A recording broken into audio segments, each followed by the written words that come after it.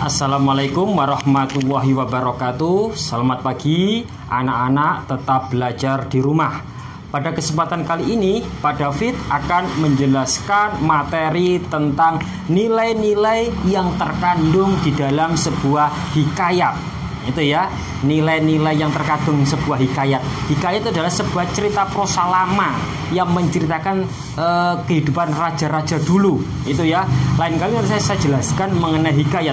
Pada kesempatan kali ini Pak David akan menjelaskan nilai-nilai yang terkandung. Itu ya, nilai-nilai yang terkandung di dalam hikayat. Yang pertama, buka buku paketnya untuk buku Erlangga Bahasa Indonesia kelas 1 SMA. Itu halaman 80. Nilai yang pertama adalah nilai moral. Nilai moral itu adalah nilai yang berkaitan dengan norma-norma. Itu ya, lebih tepatnya itu adalah nilai yang berhubungan dengan sikap atau tingkah laku manusia. Sikap atau tingkah laku kan banyak, ya kan? Tapi sikap tersebut mencerminkan sebuah perasaan, nilai moral.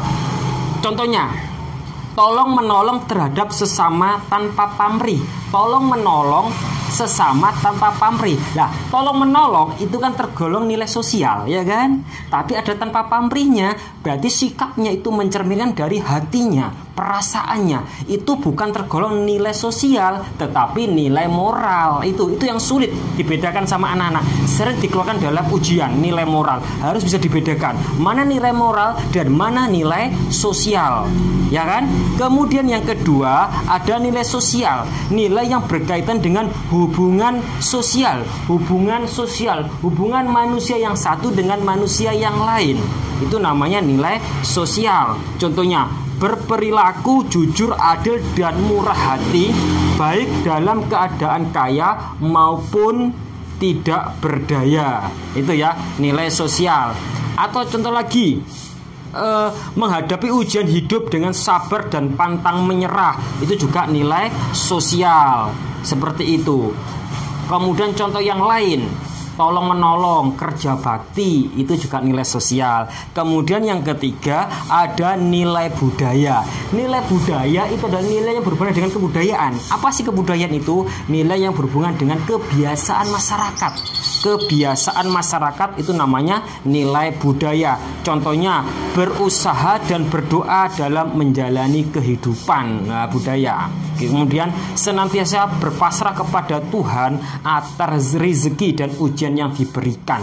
Itu juga tergolong nilai budaya, kayak gitu. Kemudian yang terakhir ada nilai religiusitas atau nilai religi. Nilai yang berhubungan dengan kehidupan manusia dengan Tuhan. Nah, kehidupan manusia dengan Tuhan itu namanya nilai religiusitas.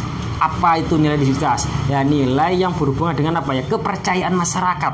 Kepercayaan masyarakat.